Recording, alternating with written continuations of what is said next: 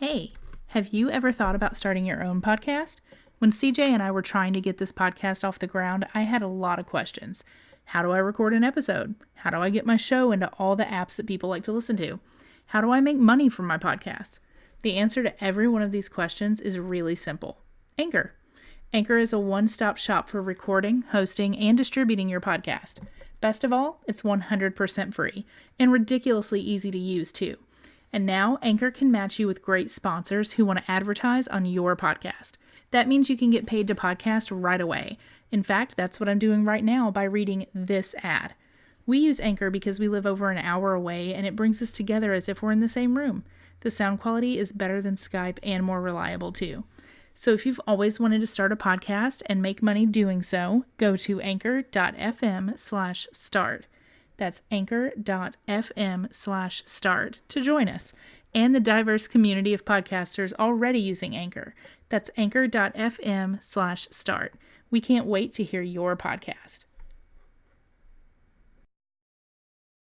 We will not be held responsible for any hearing impairments or damage caused to you from excessive exposure to this sound. Hey CJ, remember that one time? Oh yeah, it was fucking epic. You're listening to Remember That One Time, the Inappropriate Storytime Podcast with CJ, and Chris. and these are not your mama's fairy tales. Okay, yes, ladies and gentlemen, this is Remember That One Time with your hosts, Chris And CJ. And this episode, we are remembering some times where we tried our best and it just was not good enough. It completely failed. We fell on our faces and it went all downhill really, really quickly. I guess I'll go ahead and start us off.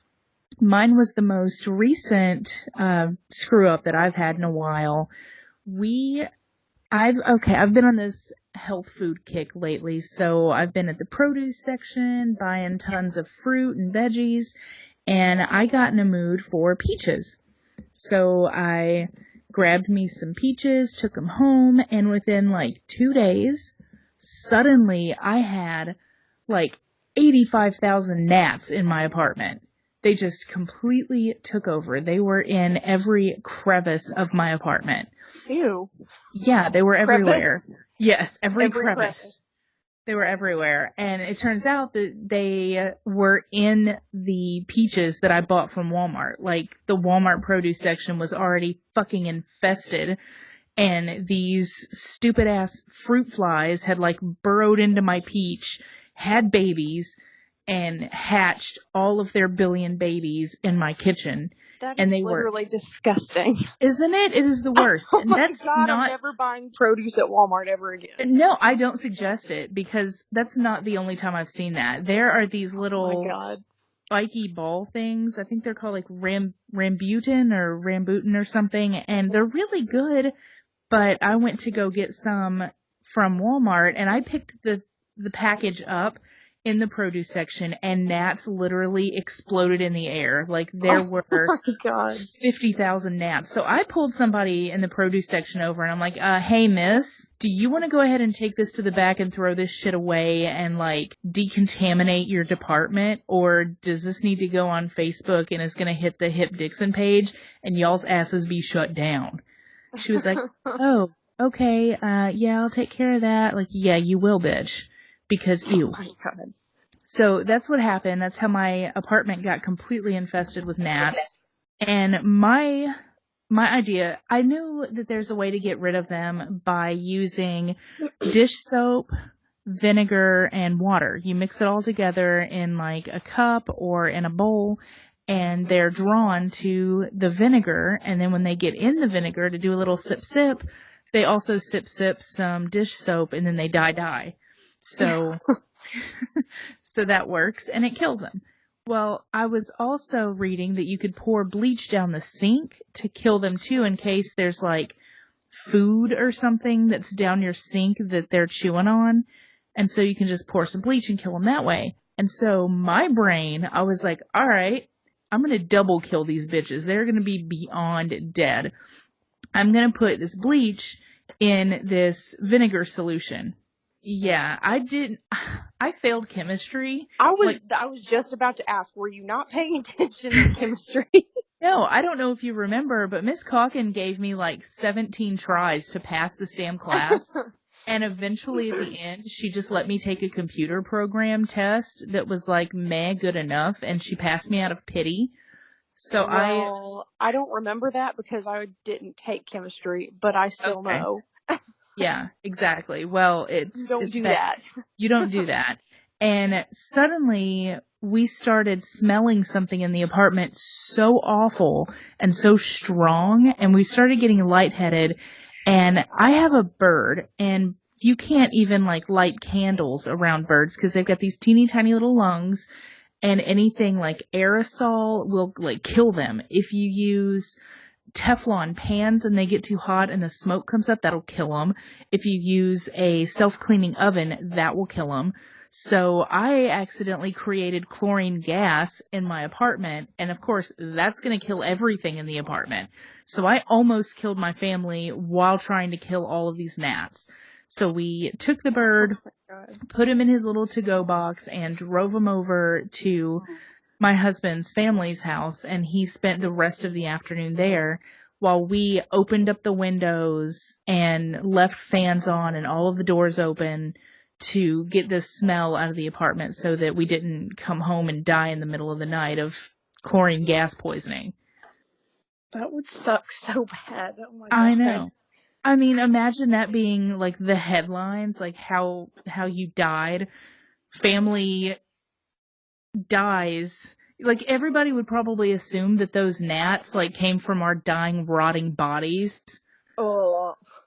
And all this time, like, the gnats were the problem to begin with. They were not the product of it. Right. It's just a nasty coincidence that somebody would walk up in this apartment, you'd have like a dead bird on the floor and 2 dead humans in a bed, and then 85,000 gnats everywhere. So, like, in a roundabout way, the gnats would have killed you. Yeah, basically. Instead of us killing the gnats would have killed us. Son of a Death bitch. by gnats. Awful. Nice. But it took a good couple of days, but once I decided bleach was not the solution, I still stuck with my vinegar mixture, and I had like 17 of these little bowls of vinegar and soap all over the apartment, and I finally got rid of them within a week. But there were so many tiny little black gnat carcasses. It was awful. So, Gross. Moral of the story, don't buy produce from Walmart. If you do, make sure it's not infested. And if it is infested, don't make chlorine gas to kill the bugs. Yes. Moral of the story. Good lesson. I mean, I definitely learned something. I'm never, ever buying produce at Walmart ever again. And that sucks, because that's where I usually get my produce, but nope, not anymore. Yeah, I'm going to suggest Kroger or Publix. Yeah, I'm going to become one of those Publix bitches that's just like, in there, like, squeezing all the melons and thumping all the peaches and yeah, for asking for discounts on, substandard fruits. Yeah, I never really... That's what I'm going to do now. I never put a second thought into looking if fruit is good or not. I just... took the benefit of a doubt that if it's being sold in a store, it's probably fresh and good. Right. But now I have to, look at the contents. Oh, how many gnats are on this one? Oh, only 5? Okay, it'll still be good for a day. No. Barf. It's awful. So I don't suggest it. But I think we share the next one because it was a disaster on your part. You blame it on me when, in fact, it was technically your fault. So that's true. What happened here? So, I love Will and Grace. I have for years. And so when me and Chris were in high school, I decided that I wanted to have red hair like Deborah Messing. And 1 week before prom, to be exact. And for some fucked up reason, I thought that we could just, go to Walgreens and buy a box of Herbal Essence Clairol or whatever. And a box. You hear this? A box. 1 box. And if you don't know me, I'm one of those people that has hair like just there's pounds. I don't measure my hair in inches or whatever. It's pounds. It weighs so much. And at the time, it was almost down to my ass. So I don't know why I thought that one box was going to cut it.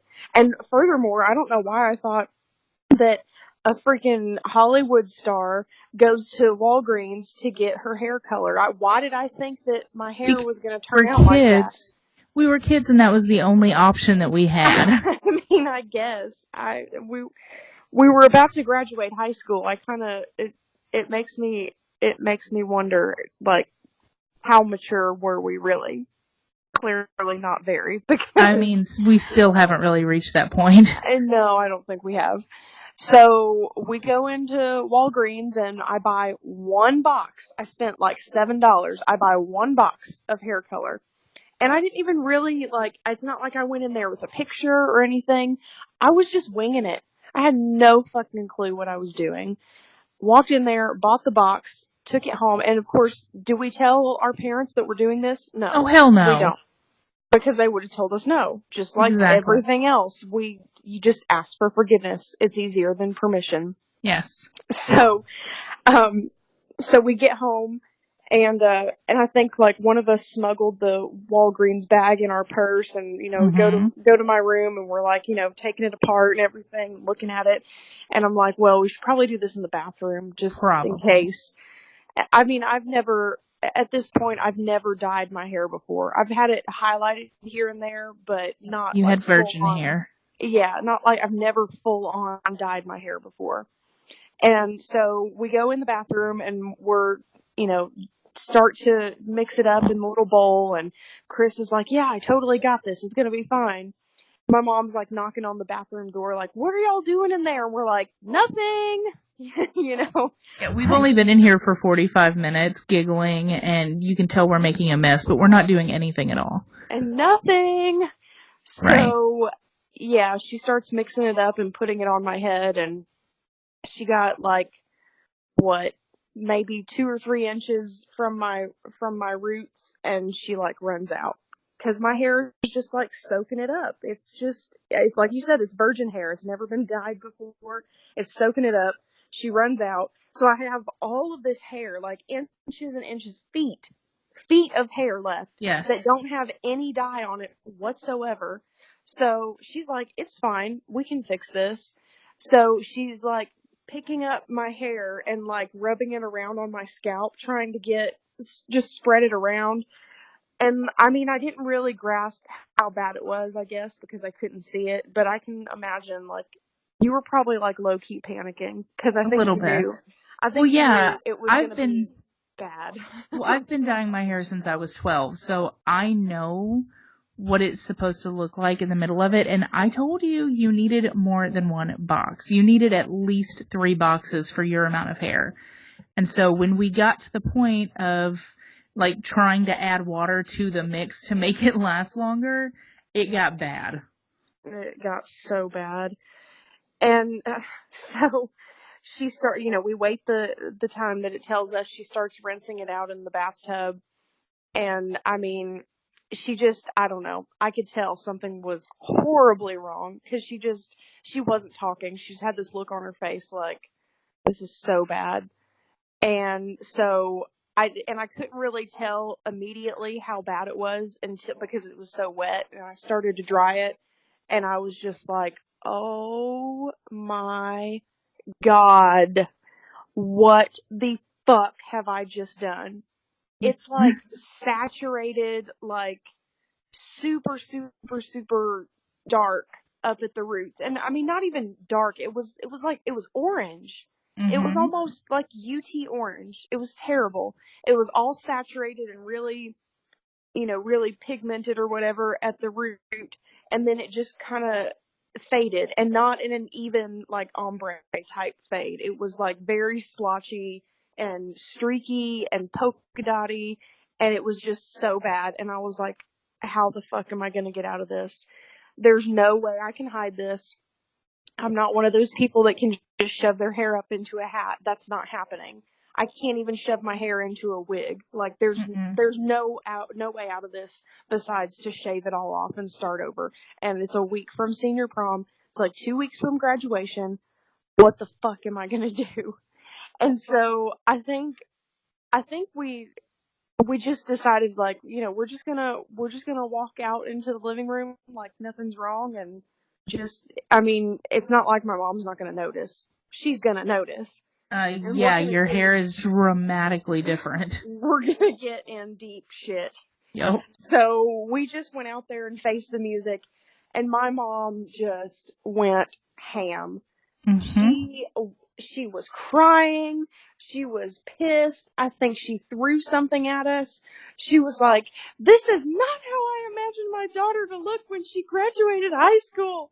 And just all that. Believe me, Mom, neither did I. Yeah, me either. Like, it's my hair. Like, how do you think I feel? How am I supposed to go to school tomorrow? And of course, you know, I was trying to weasel my way out of going to school and, you know, going to some hair place and getting it fixed. And she's like, "Oh no, you fucked this up. You're gonna go to school, and you're gonna have to deal with it. You're gonna have to figure it out, because I'm done. I done told you not to do stupid shit like this. And what did you do? You went and did stupid shit like this. So you are on your own. You gonna learn today." Yeah. And I did, because like I said, not ever dyeing my hair before. I don't know how expensive this stuff is. I didn't realize that once you dye your hair, you can't just dye it again. Like, you can't be putting all those chemicals on your hair. It'll just fall out. And, so I went to school, and yeah, I got like a million questions, and everybody was laughing at me, and it was terrible and awful. And so I made an appointment with, it was like one of those hair chains, like, I think it was Fantastic called Sam's or something. It was like Style America or something like that. And they said that they had a corrective coloring treatment and for, you know, disasters like this. And I mean, I knew it was going to be expensive, but shit, I didn't know. Wasn't it like $60 or something? No, it was way more than $60. It was like $150. Jesus. And it didn't do shit. I looked the exact same walking out of there as I did when I walked in. I was pissed.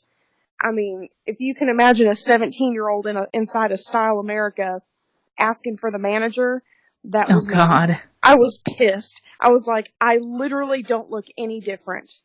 And, you know, the lady I kind of felt bad after it was all said and done. She was trying to explain to me, like, you really, really, really fucked up. Like, you can't just fix this. Like, you fucked up. This is you have to grow it out thing. Yeah, it was just bad. She was like, I did the best I could. I did what I could without putting so much chemicals on your hair that it's going to fall out. This is the best it's going to get. And I was not having that. I was like, no, fuck you. This is not the best it can get. You might as well be a fucking barber student, because this sucks. And I can't believe I paid you $150 for that. And I just stormed out like a little spoiled ass brat. And so I was like, fine, I'm going to go to Dillard's, because that was back when Dillard's had a salon in it. I was like, I'm going to go to Dillard's. All them fancy bitches in there getting their hair done, getting blowouts and stuff. Surely they can fix this. So I go to Dillard's, and, you know, I figured I'd have to make an appointment, but they actually had time to work me in right then. And they kind of told me the same thing. They were like, you know, I mean, we'll do what we can, but don't expect a miracle, because this is pretty bad. And I was like, I want to find somebody that's not going to tell me it's pretty bad, because, right. I mean, prom is in 6 days. Somebody fucking help me. And so, same exact thing happened there. It did next to nothing. I was pissed. I forked out even more money. And so I went to school the next day, and I was talking to somebody, and they were like, oh, well, you should go to the girl I go to. And it's like this little tiny log cabin out in the middle of nowhere, but she does a really good job. And I was like, all right, I mean, it's worth a fucking shot at this point. It's worth a shot. And so I walk in there, and she was like, yeah, it's pretty bad, but here's what we can do. She said, you know, it's not going to go back to blonde right away. That's going to take some time. But what we can do is darken it up, and, you know, it's going to be really, really dark. At least make it even. Dark red, but I can make it all the same color. And so I was like, fine, do it. I'm like, I have this much money left. I was 17 years old. I was working at Corky's as a hostess. It's not like I was made of money. So I was like, this is how much money I have left to my name. So that's how much I can pay you. And she was like, it's fine. We can deal with this. We'll work it out. And I was like, all right. And so I swear I was there for like, I don't know, it probably took her a good 3 hours, but by God, she got it all one color, and it was not a pretty color. It was like maroon, like straight up maroon. And our school colors were maroon, so our cap and gown, that was maroon. And so, like, once I put on my cap for graduation, it just looked like my hair was just a continuation of the cap. It was Yeah, like, the only thing you could see is just this, like, white face. yeah, This neon white face, and that's it. inside this, like, maroon mullet. Yeah. It was, oh my God, it was so bad. And so, yeah, Katie's been doing my hair ever since. Nobody else has touched my hair since. So, lesson learned, Courtney doesn't dye her own hair anymore. And she also does not let Chris touch it either. No. Fuck no. Nobody touches it. Nope, nobody but your stylist, and that is it. That's it. Yep. I don't blame you. My next one was somewhat recently as well. It was when I had just been dating my husband for a little bit, and I decided I was going to wow him with some of my culinary skills, which are lacking to say the least. I can't cook. I can't cook shit. Well, that's the thing. I can cook shit. That's the only problem. I can cook hamburger helper and, like, mashed potatoes, and that's pretty much the extent of it. Like, macaroni and cheese, I'm good. But when it comes to, like, frying chicken or boiling chicken or baking chicken or cooking chicken.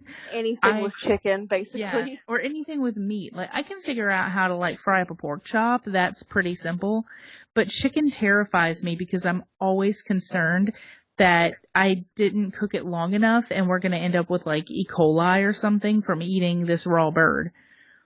And so I'm convinced I'm going to kill us by undercooking chicken. So I don't know what to do with the chicken. When somebody hands me just chicken breast that you get at the store and they're like, oh, hey, here's something, you can do a recipe with this chicken breast. I'm like, I don't know what the fuck to do with that.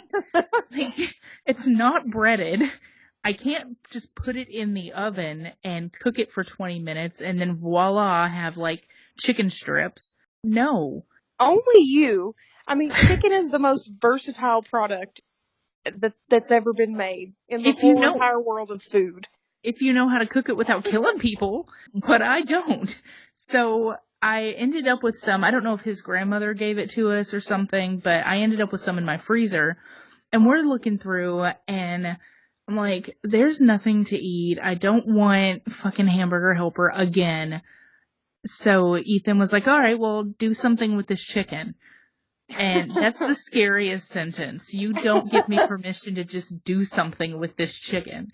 So I take it out. I'm like, all right, well, here's what I'm going to do. I am going to bake it in the oven. We're going to have baked chicken. So I take out the little strips of chicken breast. I put it out on a flat pan like you would put French fries on or something. And then I season the shit out of this chicken. I'm like, we're going to throw some paprika on this bitch, some Italian seasoning. I got some, like, cumin over here. Mustard greens, I don't give a shit. I'm just, every spice I own, I'm going to put on this chicken. And so I completely over-seasoned this chicken pieces on this baking sheet. And I popped it in the oven. Okay, here's another problem.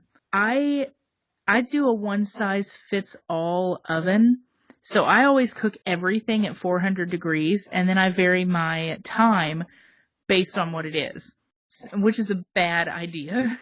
So I cooked it at 400 degrees, and I was like, well, I want to make sure the chicken is, like, good and done so I don't kill us with the undercooked chicken. So I put it in for like 45 minutes at 400 degrees to make sure it was good and done. Well, by the time it came out, I pulled it out of the oven and I was like, oh shit, this is not even going to be edible. So I'm like, all right. Ethan's in the background going, what did you do for dinner? I'm excited. Bring me my dinner. And I'm like, yeah, we're going to call it chicken surprise. Surprise if you're able to eat it. So I bring him his little plate and he's like, the fuck is this? I inadvertently made chicken jerky because these chicken strips, the chicken breasts, one, they were black because I put every seasoning known to man on them. And then I overcooked them so they shrank up. So I had homemade chicken Slim Jims for dinner. That's all we had. So you guys ate them? Yeah, I mean, it was cute because he took a bite of one and when you get really rough jerky, he was like, ugh, and pulls it out and he was like, it's something. Thank you, babe. Better luck next time. That's when you throw it out and go to Taco Bell. I know, right? I think that was one of the weeks that wasn't an option, but if it had been, please believe we would have, because that was absolutely terrible. And he still makes fun of me for making chicken jerky on accident. And this is why, to this day, I still don't make meat. You know what we had for dinner tonight? Well, I didn't have anything because I'm fasting, but his grandmother sent home last Sunday because we go to his grandparents' house every Sunday for brunch, and she'll send us home with leftovers or something, and he's got this giant plate of ham, and it's not just boar's head ham or something, it is half of a pig. Ham is pig, right? Yeah. Yes. Yes, okay. Wow. It was half of a pig on this plate. And so throughout the week, I've just been dishing him out plates of ham. And that's what he's been eating. Because you know what I can do? Yeah, just ham. So I've just literally, it's okay, I'm going to take this ham from this plate and put it on this plate, put it in the microwave, feed it to husband. That's how I cook. I know your Chris would be absolutely abhorred. And would be I'm going to starve to death. You can't take care of me. I don't know. I mean, he really loves him some ham. And he's a fucking freak of nature, and he likes to eat it warm, which I don't understand that. Dude, ham that I've been feeding Ethan, it looks like it only should be eaten warm because, there's so much... I don't know if she just, dipped it in bacon grease before she cooked it. Because there's this yellow jelly on the bottom of it, which is this fat and bacon grease mixture, and it makes me want to barf. So when I'm transferring this ham from one plate to another, I have I'm double fisting forks because I'm not about to touch this ham because I will barf. I cannot stand that, the look of it, the texture. I can't do it. So I'm sticking forks in each side of it and moving it over. I cannot imagine eating that cold. Well, I mean, maybe not the fat part, but I don't know. Not any of it. I can't. I don't think I don't know. I just think of a honey baked ham at Thanksgiving or Christmas, and it's always cold and it's got the crunchy sugar stuff on the outside, and I don't know. Yeah, I get ham. It's cold and it's you put it on a sandwich. I don't know. Chris's family eats it warm, and it's just weird to me. I don't know. I get it. That's how I am with turkey, especially around Thanksgiving. I like my turkey cold, with turkey and mayonnaise on a sandwich. I get that. Warm turkey is weird to me too. Yeah. So I'm sure that adventures in cooking, there will be many, many down the road as I continue to attempt to keep my husband alive, and there's probably also going to be more trips to Taco Bell than anything. Well, I mean, if all else fails, there's always salmon steaks. I mean, oh my God. I am not even joking. I counted them this afternoon before I handed him ham because he was like, what do we have in the freezer? We have 3 bags of these Bertolli things that's like chicken parmesan, and they're nasty, and his grandmother keeps buying them for him, and I don't understand, because we don't eat them. They're nasty. Dude, I love those things. Well, you can have them. Next time I see you, I am going to send you home with, like, 3 Bertollis, 5 bags of pizza rolls, because she buys the, like, 800-piece pizza rolls. Shit. Yeah. Get out. They make an 800-count pizza roll? And no, I'm exaggerating a little bit, but I really think it is 90. Wow, that's like it's intense. 2 servings for Chris. Really? Yeah. Well, if Chris I'm not wants some, kidding.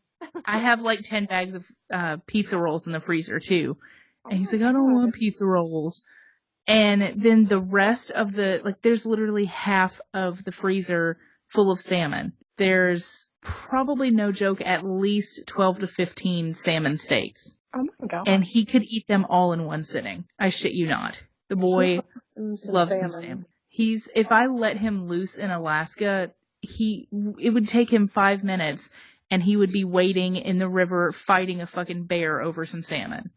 Oh my God. Yeah, he would stick his head in the water, pull up, and just would have a fish in his mouth. I would pay good money to see that, actually. I know, right? That would be something. But yeah. Right. Boy loves salmon. I can't cook chicken. There's the moral of the story for that. Don't cook your chicken at 400 degrees for 45 minutes over seasoned. Now you know. The more you know. Exactly. So, speaking of food, one time I decided that I needed to branch out and try some different kinds of food. Apparently someone said I was closed-minded because I went to Olive Garden 8 times in 1 month, and I fail to see a problem with that.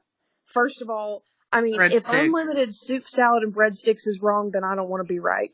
And second, you know all those jokes about the cheese graters, like the Parmesan cheese grinder things, and they're waiting for you to say when, and it's like 6 hours later, and they're standing there knee-deep in Parmesan, and you still want more.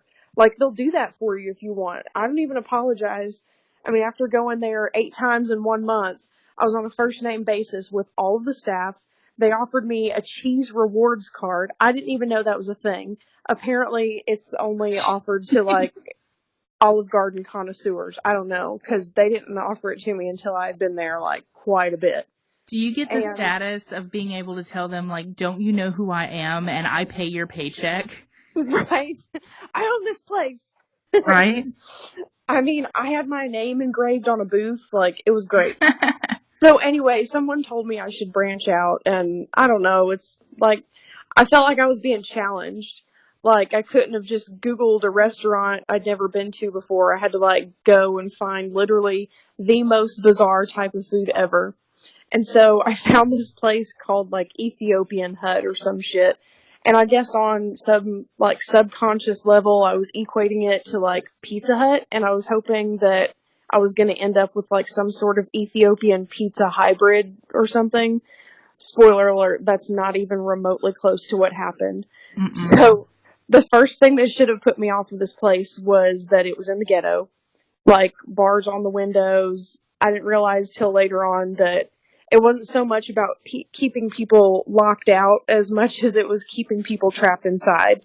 So, we go in this place, and I swear to God, it looks like the inside of a portable from middle school.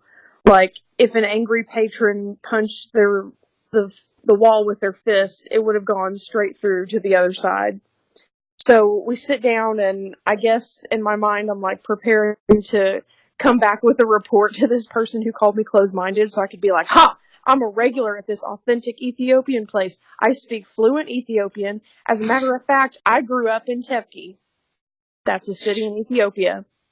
And the more you know. I'm not gonna lie, I had to Google it. Anyways, so I'm looking at this menu, and I mean, I'm just not really familiar with this particular dialect of Ethiopian, so I had to ask the waitress for clarification. Are you familiar with any dialect of Ethiopian?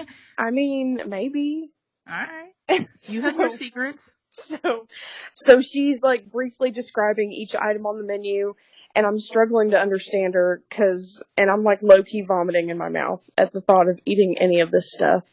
I mean, the 2 most appetizing things on the menu were yak intestines and pigeon liver lightly sauteed in a butter sauce. Nice. So, I mean, how can anything sauteed in a butter sauce has to be halfway decent, I'm thinking, but Right. no. So the dude I'm with is like, oh, we should get this sampler appetizer platter thing that has like authentic Ethiopian bread and all these different things for dipping. And I'm like imagining pita bread or naan and like hummus and spinach this is not artichoke Greek. dip, things like that. Yeah, it's definitely not Greek. I found that out real fast. So we ordered that, and the waitress comes back with our drinks, and I started asking her about like Ethiopian traditions and stuff, for the report I was preparing. Mm-hmm. And somewhere in our discussion, she mentions that when you're in an Ethiopian person's home or you're at a restaurant for a meal, it's considered like a slap in the face to the chef if you don't completely clean your plate. And so right away I'm worried about portions because I'm like flashing back to my regular order of the tour of Italy at the Olive Garden. I mean, I'm pretty sure it's a sampler platter that's made to be shared between a couple of people, but Hell no. I accept the challenge and I polish it off on my own, but that's only because I like it. So I'm like, oh my God, what if the portions are huge and I don't like the food? And I was like, wait, they're Ethiopians. It's not going to be that much food. No, ooh. Sorry, that was too far. That was being, no. Well, you're not in Ethiopia. Anyways, the time finally comes. She's bringing out this sampler platter. She sets it down, and y'all, you know how at baby showers, people spoon out baby food into little blobs? You're supposed to eat it and try to guess what flavor it is. Oh, God, did you try curry? Oh, that's what this all looked like. Yeah. It was like this giant plate with pretty decent sized blobs all around the edge and all these different colors, and the quote unquote bread was in the middle. I picked up this so-called bread, and I can't even compare it to anything. Like, I wouldn't call it bread. I was like, so, okay, imagine if you had, like, a whole wheat tortilla, and it's got all these tiny little air bubbles in it, and then you take a rolling pin, you press it down till it's as thin as a crepe, and then you soak it in water for 3 days, and then you try to put it on a platter and pass it off as bread. I mean, this is bullshit. Bread is sacred. Bread is supposed to be the common denominator in all cultures. It's a staple that brings people together. It's supposed to make people happy, not scared and confused. Bread is Jesus' body, right? It is. But I'm an equal opportunity bread connoisseur, so I was going to give it a shot. Big mistake. This bread was so fucking soggy, I wrung it out. I wrung it out. Imagine that. So I tried the green blob first, and it tasted like straight booger puree. And Gross. I'm like really struggling to swallow it without crying. Oh, I made up my mind. I'm not trying any more of these blobs. This is why I don't try new things. I mean, I know what I like and I stick to it, but I don't want to offend the chef because she said it's like a slap in the face if I don't finish all this food. And I'm like, I don't Not wanna about offend the slapping chef. chefs. How am I going to get rid of all this shit without actually consuming it? So I got an idea. I flagged down the waitress and I asked her for extra napkins. And so she brings them out, and I put the dude I'm with, I put him on waitress watch to make sure she doesn't see. And I proceeded to scoop all of the blobs, well, as much of the blobs as I could, into these napkins, like by the handful, well, by the spoonful. And I started headed towards the bathroom. And I get in there and I realize that this stuff is really smelly. And if I just throw it in the trash, it's going to smell and they'll know what I've done. And I don't know why I was so concerned with what they thought of me. It's not like I was going to be a regular customer. Right, they're never going to see you again. Right, but I don't know. I was just really concerned. So I'm like, okay, I'm going to flush it down the toilet. And so I did. And I go back to the table, and I'm like, I think I can get the rest of the blobs in one more trip. So I scoop the rest into the napkin. I head to the bathroom again. I flush this one, and it gets stuck. I mean, that's like the scariest fucking thing when you look down at a toilet that you just flushed, and the water starts rising. Oh, God. Your heart starts racing, and you break out into a sweat, and you're like praying to God it stops before it overflows. Well, this time it didn't. Oh, God. Yeah, and during the flush, like the napkin tore and all the blobs mixed in with the water and it looks like diarrhea water coming out. And so I'm like, oh my God, what am I going to do? So I have my phone in there. I called my date and he's at the table, and I tell him to pay the check super fast so we can run, like, right when I get out of the bathroom. He's like, what do I do with this soggy bread? And I was like, I mean, it's basically the same consistency as, like, paper mache, so, like, try to see if you can stick it to the bottom of the table. And he does. Oh, no. It stuck. It actually stuck to the bottom of the table. And thank God the waitress had already left the check. He just literally threw a bunch of money on the table, and he gave me the all clear, and we peeled out of the parking lot, and we went straight to the Olive Garden. And that is why I don't try new things, especially food, because that was just, it was so bad. Never again. Never. Never. Well, I don't suggest it ever. No. I think Greek is about as exciting as I get. I say exciting, but on the what do you call it? The topic of different cultures, I had decided, and this isn't about food anymore. I've gone back to great hair disasters, like we had with your glorious red mop. I decided, I play on Pinterest when I get bored at work if I'm like caught up on stuff. And I decided that I was going to look super cute with what my husband and his sister have decided to call Asian bangs, because they're the ones that you see all the cute little skinny Asian chicks with those bangs that are like super blunt directly across their forehead and landing like right at their eyebrows. Now, if I do it, or if I have it done by a hairdresser and it kind of poofs out a little bit and it's like more 90s bangs, I can rock that look. But I decided to cut my own bangs, which I have a pretty bad history of anyways. This is not the first time. No, it's not the first time this has happened. But I pulled up, I was like, yeah, I can do this. I've been dyeing my hair. If I can dye my hair, I can cut it, of course. So I pulled up a YouTube tutorial, which is never a good idea. If you have to pull up YouTube to learn how to do something, go ahead and take it to a professional, because you're going to fuck it up. Yeah. Like, it's just not a good idea. So I pulled up a YouTube tutorial, and it said to, like, get the hair that you want to cut together and, like, put it between your first finger and the second finger, then twist it, and then just cut straight across.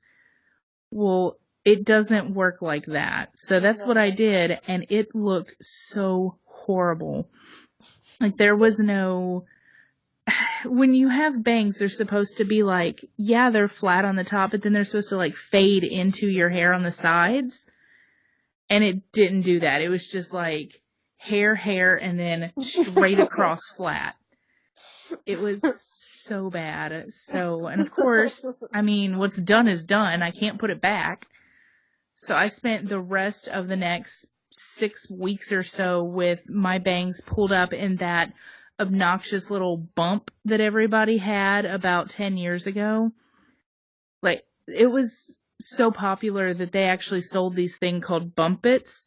I had Bumpits. You had Bumpits? Yes. Exactly. It's when Jersey Shore was popular and everybody was putting that giant lump in the top of their head before they put their hair up for a ponytail. So I rocked that look for like 6 weeks for the sheer purpose of hiding the shame that was my bangs. And the first time I did that was in middle school. Yeah. Or what? It was middle school. I decided, well, my mom cut my bangs, and because I decided again, I want bangs. It's going to be super cute. So they took me to Walmart to get my hair cut, which is a mistake in and of itself, and it turned out horrible. So I decided that I was going to just, you know what? I'm done with bangs. I'm going to cut them all off. Like, it doesn't work like that. And then, like, I got to the point of cutting them off, and I was left with like half a centimeter of hair sticking directly out in front. Like, it was like an awning over a business, but it was my bangs. So to get rid of that... was your face. Exactly. And to get rid of my bang awning, I took like an actual razor that you shave your legs with and like shaved my bangs. Oh, this is so cringy. I mean, I remember it like it was yesterday, but it's just still so cringy. I know. This is why I've decided that if any hair needs to be modified besides coloring, I take it to a professional now. Now see, we've got the opposite. Like yours, if it needs coloring, you're going to a professional. Yep. But mine, if it needs cut, it's definitely going to a professional because I done learned cutting my own hair is not a good thing for me. Yeah, and we also learned that there are two things that Walmart does not do: produce and haircuts. Yeah, or sushi. Remember when we tried that Walmart sushi Yeah. on like a road trip or something? That wasn't too long ago, but they don't sell it anymore, so I think they got the hint. Yeah. I don't remember where that was, but yeah, it was bad. It was so bad. I mean, Yeah. and sushi to me is one of those things that's like, it's got to be really bad for it to be bad because I freaking love sushi. Yeah. But this, nope, it was bad, real Yeah, bad. we won't be doing that again. No, we won't. So add that to your list of things you've learned today. Walmart, skip the sushi, skip the produce, and skip the haircuts. Yeah, basically just canned and boxed goods only. Yeah. And electronics. That's Yeah. basically all that Walmart is good for. And people watching. Yeah. Well, speaking of people watching, is there a place you like to go to do that? Well, funny you should ask, because there is. It's called a place. transition, and I am a professional. That's why I ask. Good job. So, yeah, I have two other friends that we always go out dancing on Friday nights, and we have the same place that we go to every single Friday night, and yeah, we usually do a lot of people watching there, and it's pretty awesome. But we felt like changing it up one night, and like the old place, they recently hired a new DJ, and like he don't know shit. He's like the worst DJ in the history of God. DJs. There's like dead space between songs. He plays shit that nobody has ever heard of before. He doesn't count us off right for the dances. It's terrible. Like it would be so cringy for you as a DJ to go and listen to this guy just fuck up everything there is to fuck up in the world of DJing. It's so bad. So we decide we're going to switch it up and we're going to go to an entirely new city. We're going to try a new bar. And so this particular city has two bars, one of which doesn't even have a Facebook page. So right away I'm like, it's shady as hell. We ain't going there. So we pull up to the only other bar in town, walk in, and like immediately I can tell that we're the only people in this entire place that don't qualify for Medicare. Nice. Like, old as fuck. Everybody. So it's a legit honky tonk. I don't even know if I'd call it that. I don't know. Like, I don't really know a whole lot about nursing homes, but like, you know how some nursing homes are like all inclusive and they have like, you know, different facilities there. Like, I feel like this is the kind of bar that should be attached to a nursing home. If that's even a thing. If it's not, then we should totally make it a thing. Yeah, it has to be. Anyway, so we go up to the bar and order a beer, find a place to sit down, and we're sitting there watching this lady in her 70s. I mean, she looks like she's in her 70s. She's got an afro, and she's like breaking it down to Dancing Queen. And the owner comes up to us, and she tells us that the table we're sitting at is reserved. Reserved. I'm sorry, what?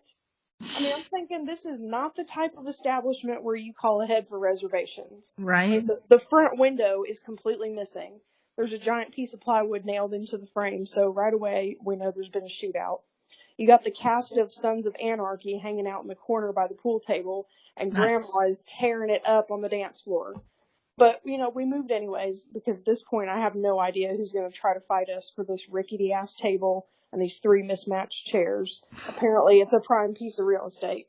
So while we're moving to the next table, the owner asked us if she could get us anything else. And I was like, yeah, let's get around the shots. And so she said something that I didn't ever think I would hear a bar owner say, ever. She goes, "Oh, darling, we don't have any liquor here. What? I don't even think we have shot glasses." What? I was What are shocked you as shit. serving? I'm- Pedialyte? Right? Like, what the hell, dude? Where are we? This is the fucking Twilight Zone. I swear. So, I'm sure my face looked shocked as shit, and she looks like she was thinking real hard for a minute, and she goes, "You know what? I think I got some good shit for y'all. I'll be right back." This lady straight up came back to our table with this tiny little bottle of Johnny Bootlegger Grape and a stack of Robitussin cups. Nice. Robitussin cups. Like, I'm not talking like little mini plastic shot glasses. You've got a actual, better chance of getting drunk off of actual Robitussin. actual Robitussin cups in a stack. Like, how does one even get that many Robitussin cups? That's what I want to know. She must be drinking a lot of it. Who drank all the bottles of Robitussin that went with these cups? I don't know, but I want to party with them. So, yeah. So, I skipped out on the Robitussin cups personally because, honestly, I mean, when I'm given the choice between a bottle or a shot glass, I'm just going to drink it straight from the bottle because, I mean, why dirty another dish, you know? Yeah, a dish.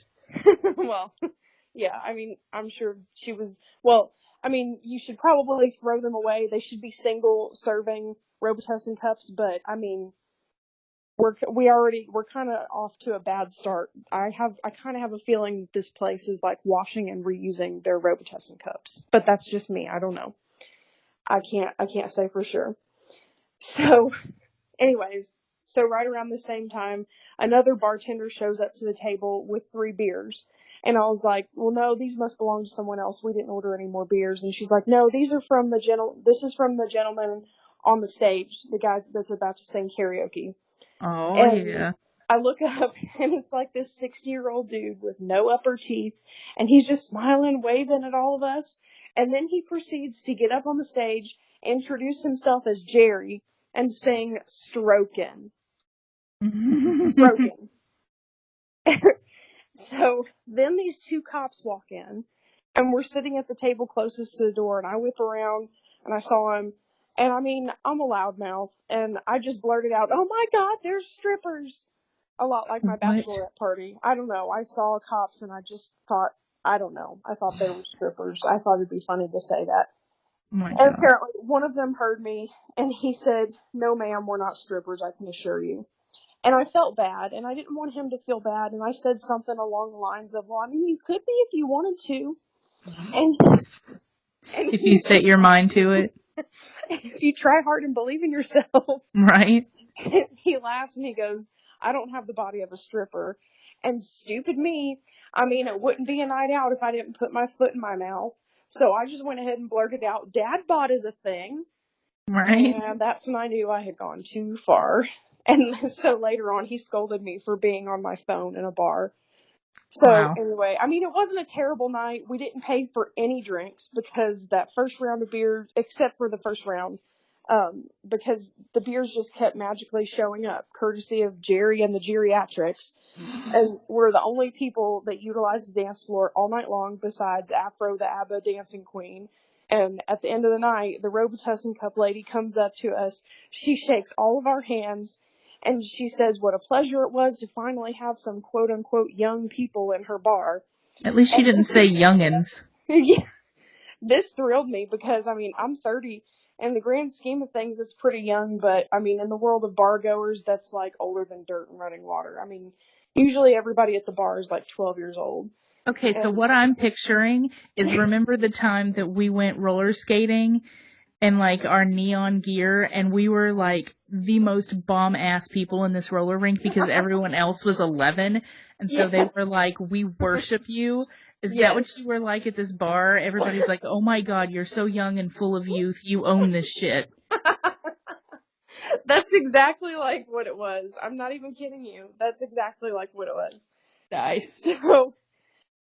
So anyways, so yeah, she's just like, she's thrilled to death that there's young people in her bar, and she just thanked us, and she was like, "Oh, I hope y'all come back."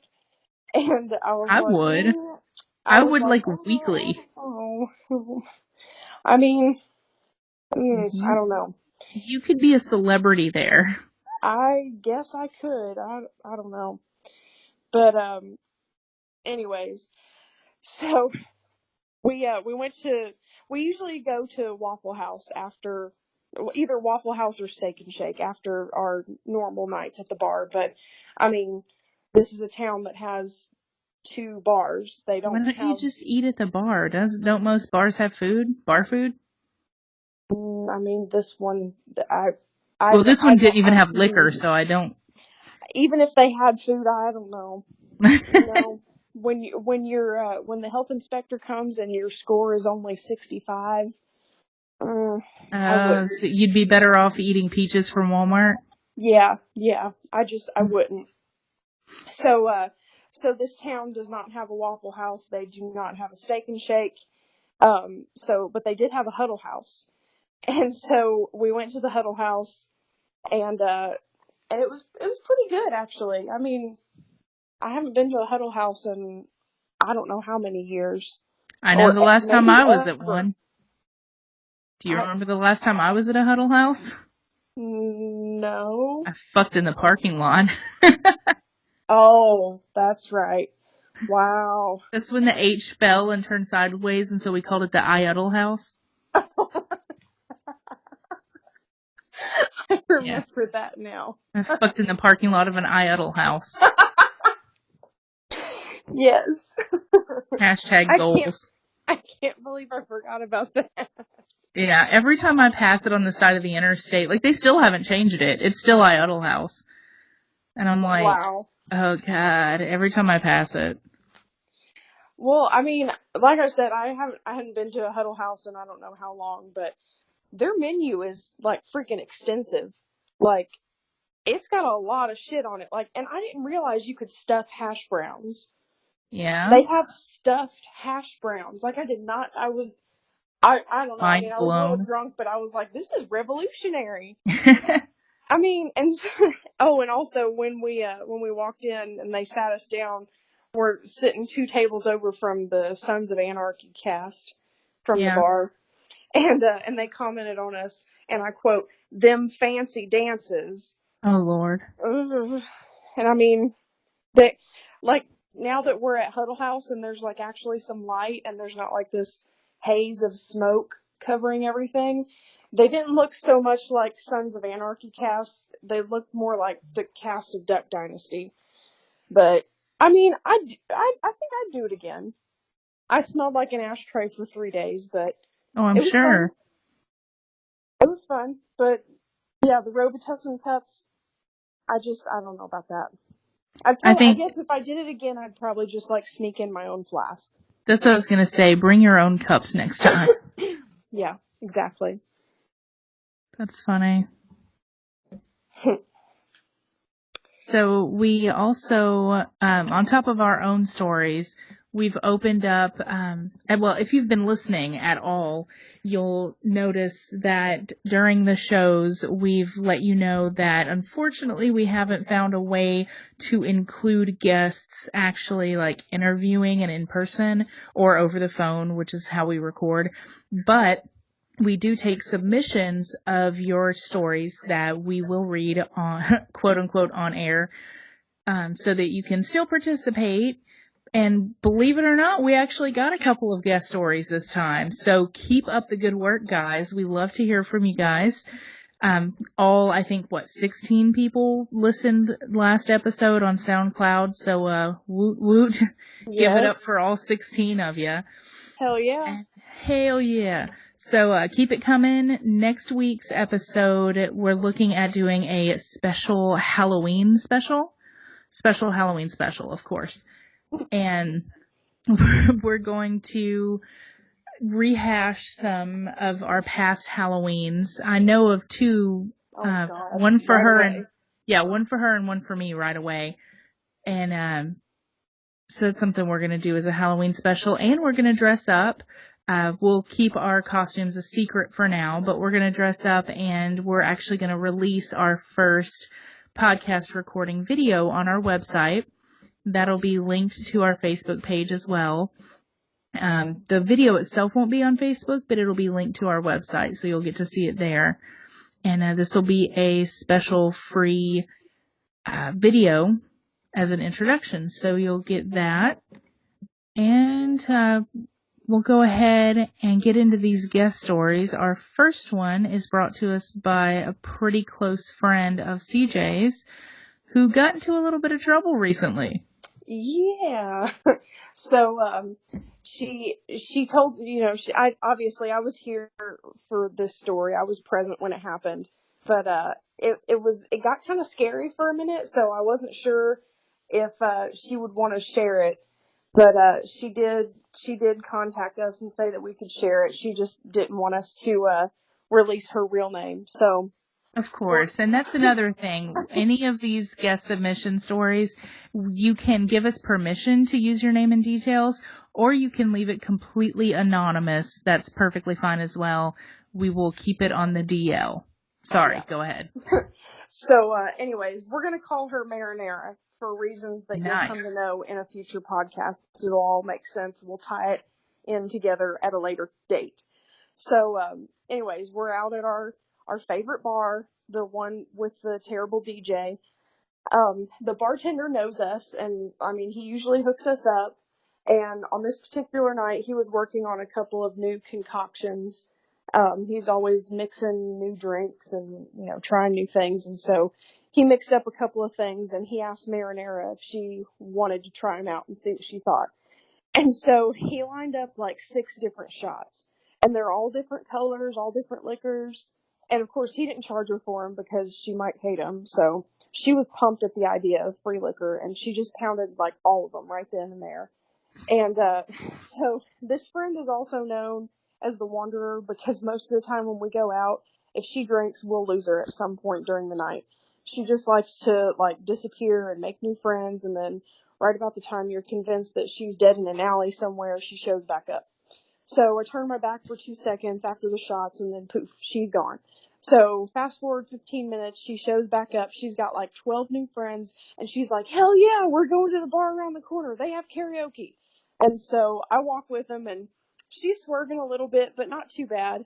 So we get to this place, and one of her quote unquote new friends bought us double shots for everyone.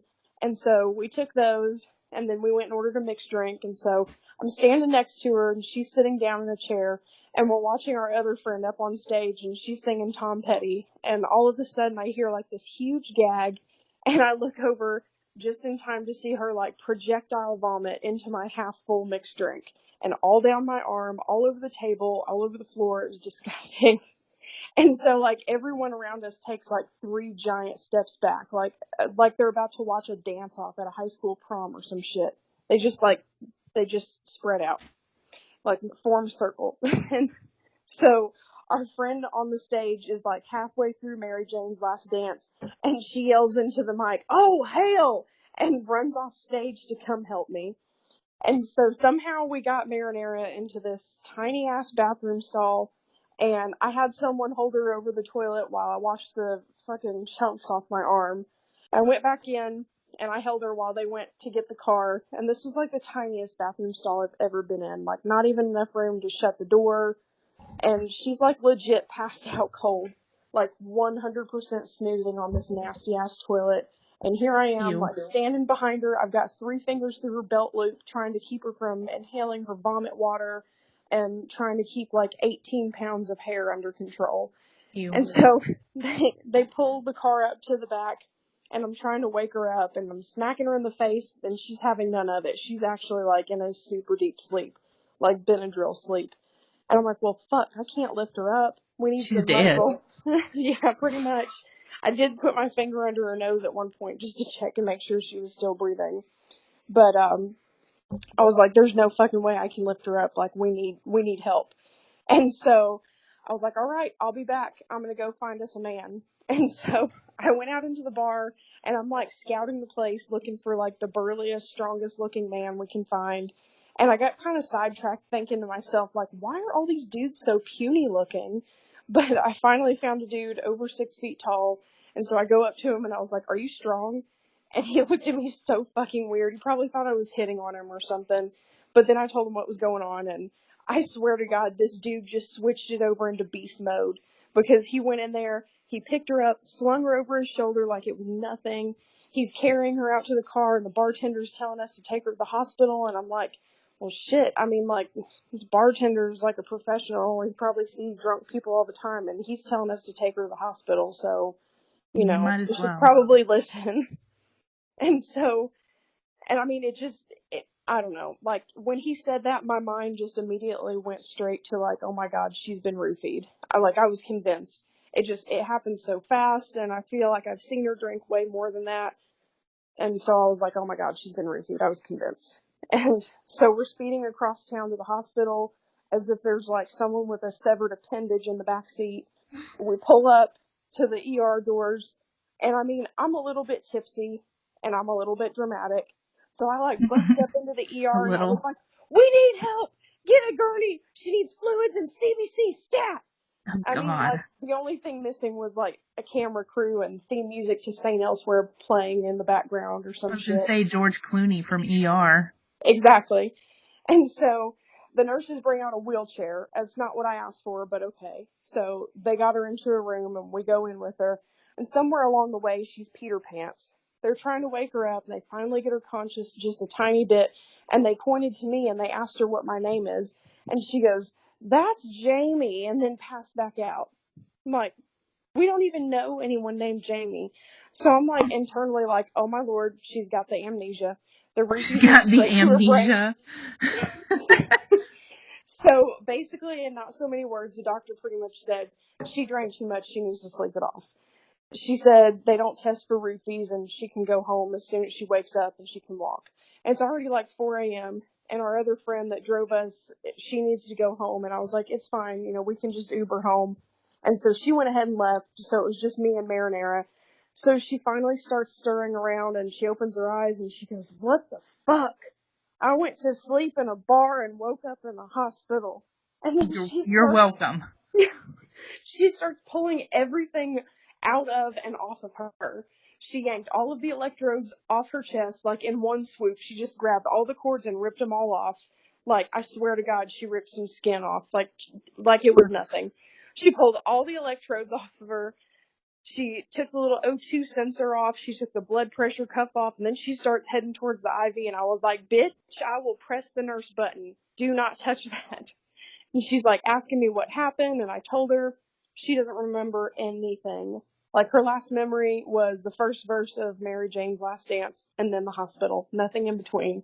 And of course, she's like mortified, because she's like, what the hell kind of loser can't handle their booze and winds up in the hospital?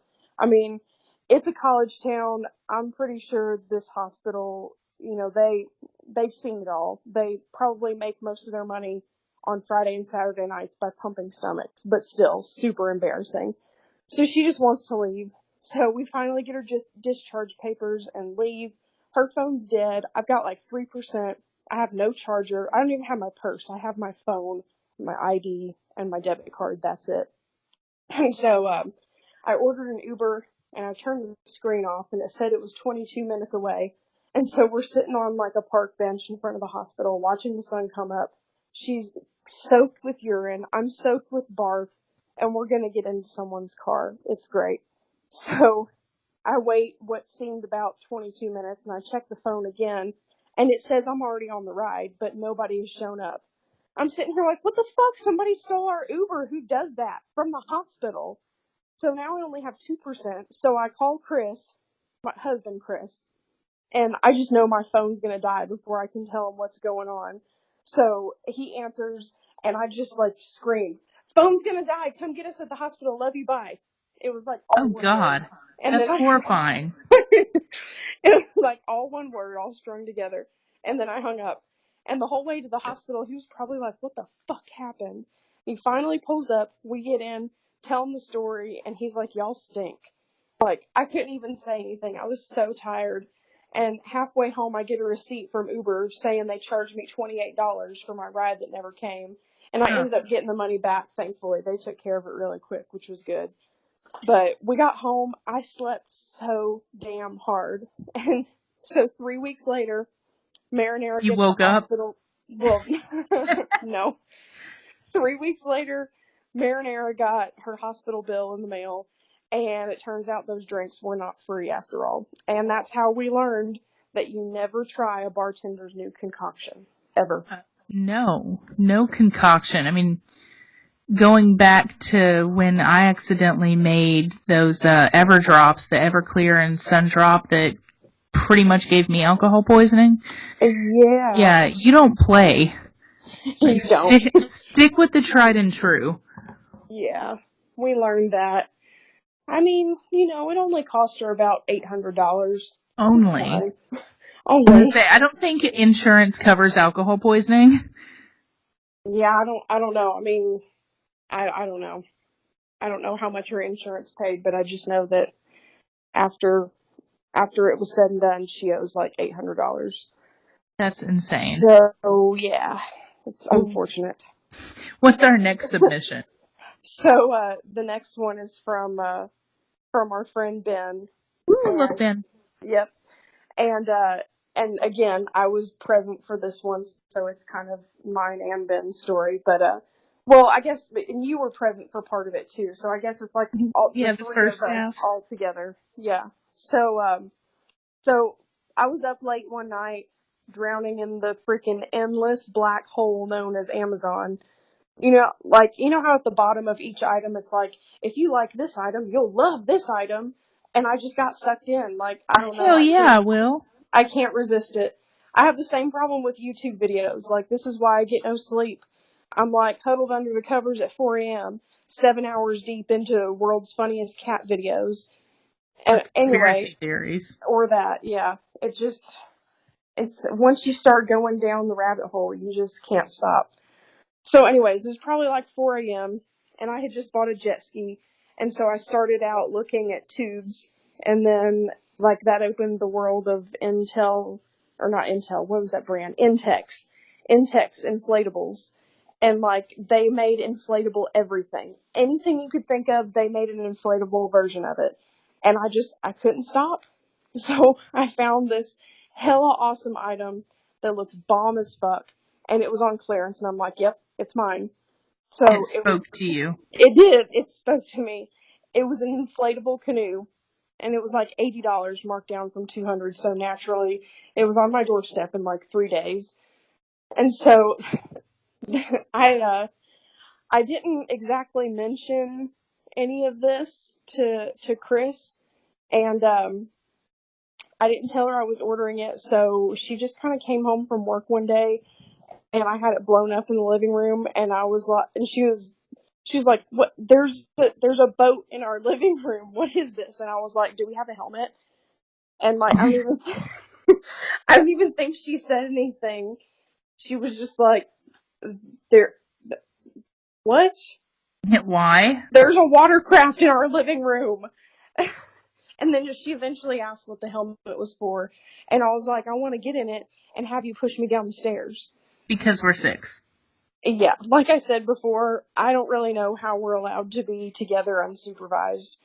So we didn't have any helmets, but I decided to do it anyway. And I only wanted a helmet because the staircase in the apartment went straight down to an outside door that was made of metal, and I didn't really want internal bleeding, so that's why I needed the helmet. But I was like, whatever, we're doing it anyway. So she pushed me down the stairs, and long story short, we put a hole in the wall, and we had to pay to have it fixed. That was unfortunate. And you'd think that would have been the end of using the inflatable canoe for something other than its intended purpose, but it kind of wasn't. So me and our friend Ben decided that we're going to take it out on the lake and go fishing. And I mean, I guess we really weren't using it for something other than its intended purpose, but I mean, it's just kind of like common sense to not have sharp objects near inflatables. It's just kind of generally a bad idea. Right. So we're out in the middle of the lake, like way the hell out there. And I don't really know a lot about fishing. I mean, I got a Billy the Bass talking regnet fish for Christmas one year when I was like 11, but beyond that, I'm pretty much a beginner. And so I cast what I thought was going to be an awesome line. And I guess when I threw it behind me, I hooked part of the canoe because all I heard was bubbles and we started sinking. And we probably looked fucking ridiculous trying to scoop up all of our stuff before we capsized. But thank God, Ben kind of had an inkling that something like this might happen because he Yeah, convinced his me. rugged man senses went off. Yeah, he was like, this has bad idea written all over it. I'm gonna do it anyways, but we're gonna be smart about it. So he convinced me to leave my phone in the truck. So we didn't lose anything, super expensive like that, but we did lose all my fishing supplies, which were minimal because it was pretty much my first time, but still.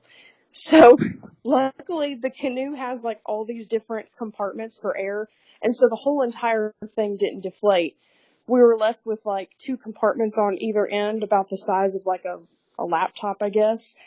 And so we're like fucking in the middle of this lake, floating like Jack and Rose on the Titanic, and all these boats are just breezing past us. I'm like, what the fuck? Like, isn't anybody gonna stop? I mean, come on. And somebody finally, and we're like paddling, I'm like holding on to the boat with one hand and paddling with the other, and he's doing the same thing on the other end. And we finally got almost back to the shore, and this boat comes up and they offered to take us back, and I'm like, no, fuck it. We've come this far, we might as well see it through. And they're like, okay, suit yourself. And they took off, and like, I was just done. I was just like half floating on what was left of it. I was just like, I give up. This is it. So it went in the garbage after that because there was really nothing else left to do with it. Yeah, go ahead and hang that up. Yeah. It was a nice run while it lasted. Yeah. I mean, at least it was only $80. Yeah, I mean, you've had fun for more expensive things. That's true. You've spent more money on fun than that. Does that make more sense? That makes more sense. I don't know. Whatever. I'm rambling. It's getting late. Speaking of ramblings, we have made it to the end, which means we are over to journal entry time.